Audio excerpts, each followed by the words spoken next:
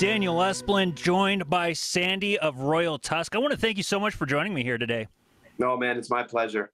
Now, it's really been my pleasure because over the last week we've been able to play quite a bit of your songs. I think we added 5 tracks to our rotation, and I've had a really good time listening to your albums and your EP, and that's kind of where I want to start things off. I found it so interesting to hear your progression from getting heavier and heavier. You kind of have got this, it's almost like you started out with a conscious decision to have like this chill ambient sound and like these really danceable beats to all of a sudden say, you know what, we're ditching that. We're going full grit and grind. And I just want to talk about that to start things off.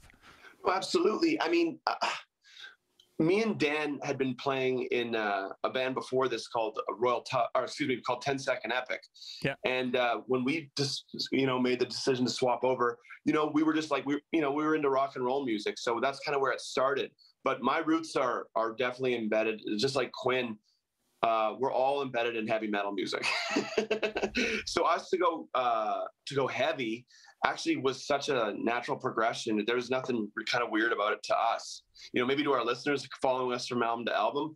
And I will say, with the new album that I've been recording, it's even heavier than the last.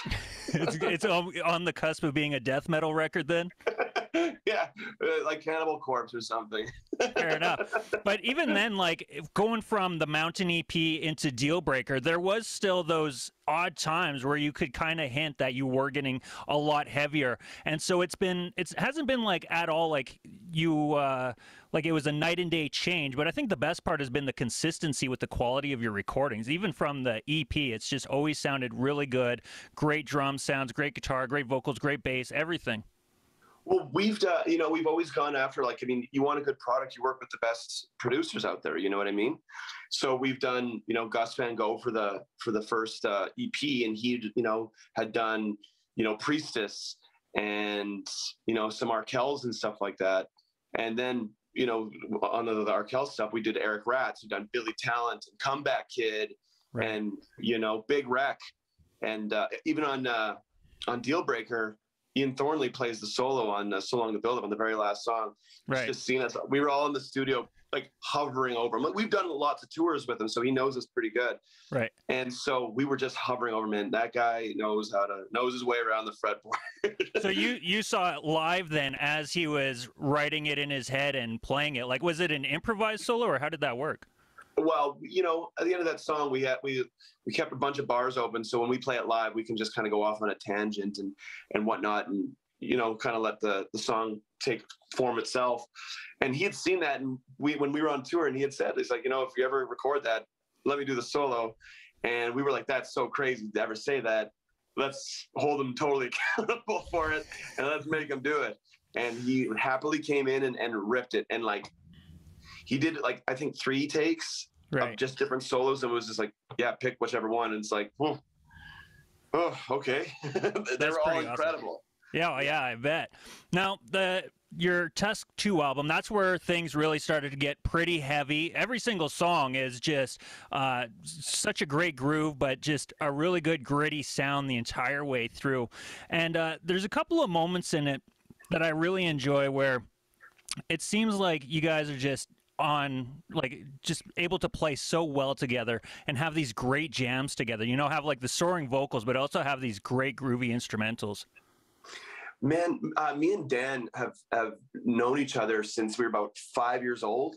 Like we grew up in the same neighborhood and stuff like that. So, we're really we kind of know each other's how to play music with one another, having done even 10 Second Epic for 12, 14 years.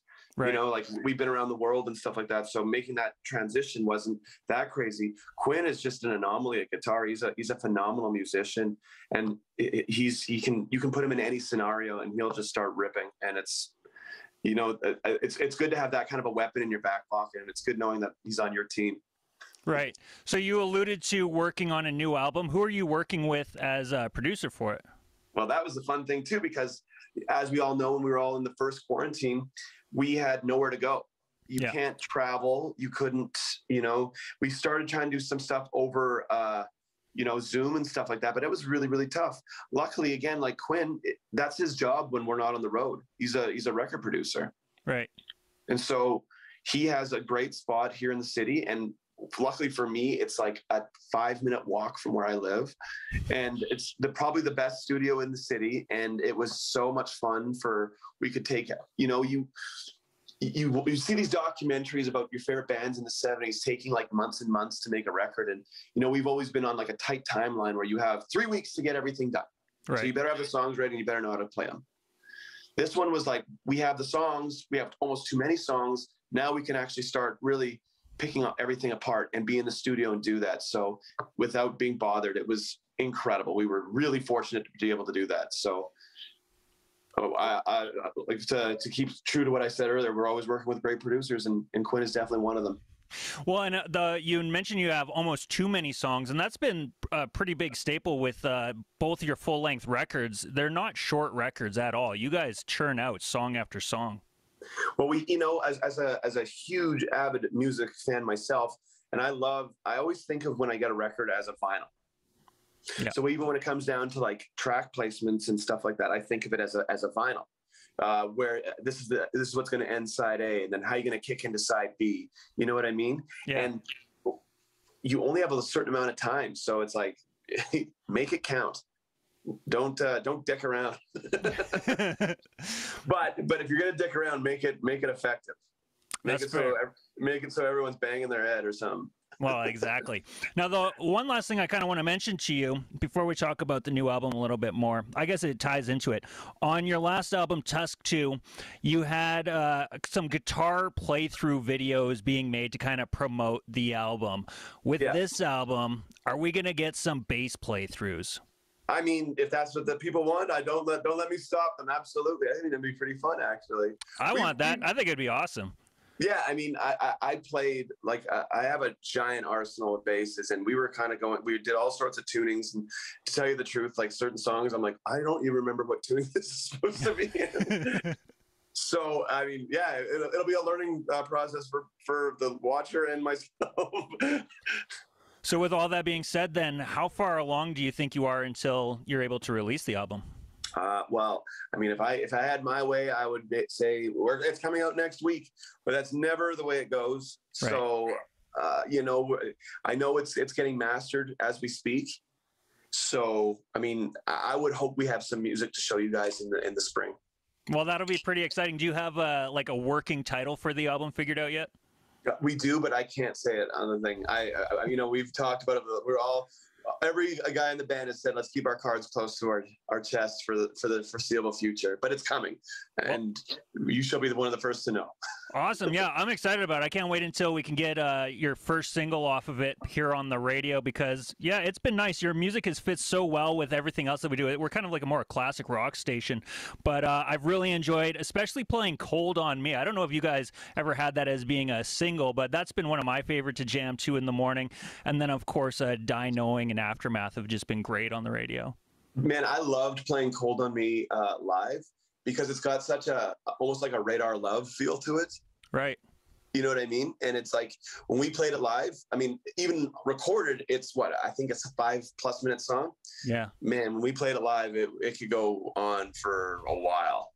You know what awesome. I mean? Like, and that was the fun thing. And that's to tell you the truth, that's what I miss the most, is getting back on stage and just being able to kind of improvise and have so much fun with what we do, and yeah.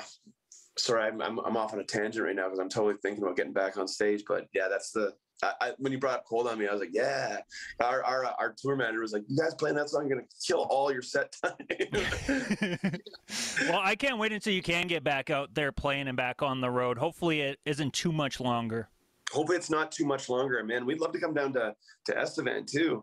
Are you from Estevan? Oh, you said you were from Lethbridge. I'm from Lethbridge, and I've been here with my wife and kids for probably 6 or 7 years. My partner of like 9 or 10 years is an Estevan alumni. Nice, that's awesome. So she was telling me, very small world, yeah. Well, I want to thank you so much, Sandy, for joining me and taking some time to do an interview. And yeah, it's hopefully as soon as you guys have your new music come out, we're going to start playing it right away. Man, you're super cool. Thanks so much for that. And if you ever want to, shoot the shit about anything, man, you let me know. I'm available whenever you need. Perfect. Thank you so much. Thank you, brother.